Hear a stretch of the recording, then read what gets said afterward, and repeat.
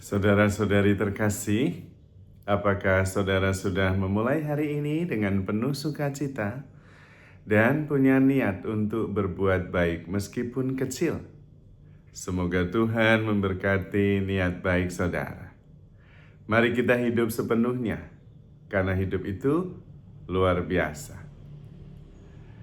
Kita seringkali mendengar Yesus berhadapan dengan ahli kitab, dengan orang-orang Farisi, dengan orang-orang Saduki, dengan khalayak banyak, juga dengan para murid, dan sering terjadi salah paham dengan wanita Samaria. Ketika Yesus mengatakan, nanti kamu tidak akan haus lagi, karena akulah sumber air hidup itu. Aku akan membawa air kepadamu dan kamu tidak akan haus lagi. Dan wanita itu, bagaimana kamu bisa mengambil air? Kamu saja tidak mempunyai timba. Salah paham. Kepada Nikodemus, kalau kamu tidak dilahirkan kembali, kamu tidak akan mengerti kerajaan Allah. Nikodemus salah paham lagi. Bagaimana saya sudah seusia begini, kembali ke rahim ibu? Salah paham. Ada banyak salah paham. Juga orang-orang Farisi jelas, kami mengenal mamanya, papanya, saudara-saudarinya di antara kita. Bagaimana mungkin dia bisa mengatakan hal-hal seperti itu? Salah paham. Mengapa hal itu salah paham? Yesus sendiri mengatakan, kalau kamu tidak dilahirkan kembali, kamu tidak akan mengerti kerajaan Allah. Memang tidak mudah mengerti Tuhan Yesus. Kenapa? Karena Tuhan menyampaikan isi hati, pandangan ilahi. Dan kita memandangnya dari konteks manusiawi, cara kita dibesarkan. Maka tidak nyambung. Tuhan sendiri pernah mengatakan, kamu tidak percaya ketika aku mengatakan hal-hal yang duniawi. Bagaimana kamu bisa percaya kalau anak manusia menyampaikan hal-hal yang ilahi? Nah, kuncinya di sini. Kita mesti memandang Yesus bukan hanya membawa hal-hal yang berguna untuk dunia ini. Benar, menyembuhkan benar. Membangkitkan orang mati benar. Membuat orang lumpuh berjalan benar, tapi bukan itu.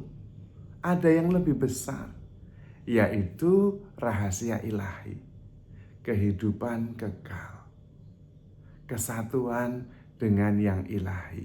Itu jauh lebih penting daripada semua pertimbangan manusiawi dan perspektif duniawi. Karena itu ketika Yesus mau dijadikan raja, karena dia bisa memperbanyak roti. Wah, pikirnya umat itu, wah kalau kita itu punya raja Yesus, aman. Tidak usah mikir tentang makan. Karena dia bisa memperbanyak roti. Kita tinggal mikir yang baik-baik saja.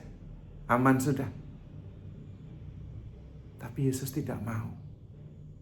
Karena dia tidak mau menjadi raja duniawi. Dia tidak mau hanya memenuhi harapan-harapan duniawi. Dia mempunyai yang lebih besar, yaitu keilahiannya yang diberikan kepada kita, cintanya yang diberikan kepada kita. Sekaligus Tuhan mau mengatakan, engkau manusia mempunyai sesuatu yang luar biasa besar, tapi tidak pernah digunakan secara bijaksana, bahkan sering tidak disadari. Banyak di antara kalian, dalam benak saya begitu, tenggelam dalam persoalan duniawi ini. Padahal ada yang jauh lebih besar. Nah, itu yang mau Tuhan sampaikan. Memang tidak mudah, karena kita mempunyai argumentasi dan alasan-alasan sejak kita dibesarkan. Dan itu dipakai menjadi cara pandang kita.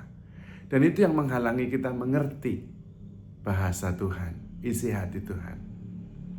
Maka pertama Tuhan mengatakan bertobatlah. Bertobatlah itu artinya menyangkal diri. Lupakan dulu siapa engkau sebagaimana engkau dibesarkan sejak kecil. Jangan menggunakan cara engkau dibesarkan sejak kecil itu sebagai cara pandang untuk memahami pesan-pesan Yesus. Karena itu berarti harus terbuka, total, percaya segala sesuatu, mengharapkan segala sesuatu, dan sabar menanggung segala sesuatu.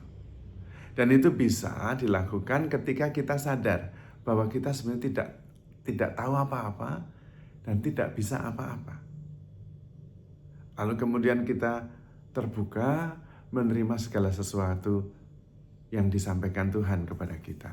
Dan bagusnya adalah tidak ada yang mustahil bagi Tuhan. Karena itu kita perlu melepaskan terutama false belief. Karena itu yang sulit sekali dilepas. Karena sepanjang kita dibesarkan, kita mempunyai kepercayaan-kepercayaan yang terus kita ikuti, sadar atau tidak sadar. Dan ketika ajaran Yesus begitu sulit dipahami, itu karena ada blocking yang muncul dari keyakinan palsu itu, false belief itu. Itu harus dilepas. Dan kemudian terbuka dan percaya penuh kepada Tuhan. Inilah pekerjaan yang dikehendaki Bapa bagi kamu, yaitu percaya kepada Dia yang diutus. Nah, percaya penuh itulah yang diharapkan. Kemudian kita mengandalkan Tuhan, bukan pertimbangan-pertimbangan kita. Karena yang disampaikan oleh Tuhan adalah hal-hal yang di luar nalar kita, jauh melebihi. Karena hal-hal rohani.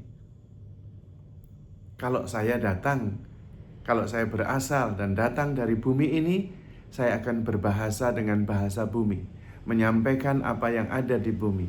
Tetapi aku datang dari surga, maka aku membawa bahasa-bahasa surga dan juga rahasia-rahasia surga. Itu bahasa Tuhan yang saya rumuskan secara lebih sederhana. Karena itu kita mesti memahami bahwa bahasa Tuhan itu jauh daripada yang bisa kita mengerti. Yang dibutuhkan dari pihak kita adalah kerendahan hati, bahwa kita tidak mengerti apa-apa, tidak bisa apa-apa, dan kemudian percaya penuh kepada Tuhan. Dan percaya penuh dengan Tuhan itu sebetulnya sederhana. Jalannya adalah dengan mencintai. Mencintai, mencintai, mencintai. Mencintai itu tanpa batas.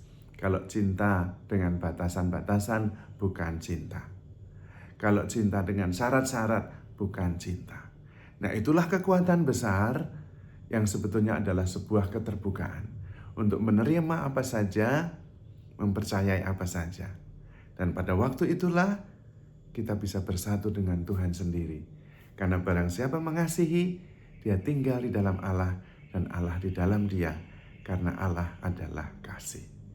Ini rahasia besar, tapi seringkali kita tidak sungguh-sungguh mengimaninya. Mengerti iya, tetapi menjalankannya kadang-kadang tidak bisa. Karena memang ini tidak biasa. To err is human, to forgive is divine.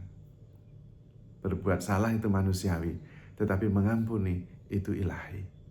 Maka mencintai dan mengampuni itu akan mengangkat kita pada level ilahi. Dan dengan cara itu kita bisa mengenal pesan-pesan Yesus yang sebenarnya.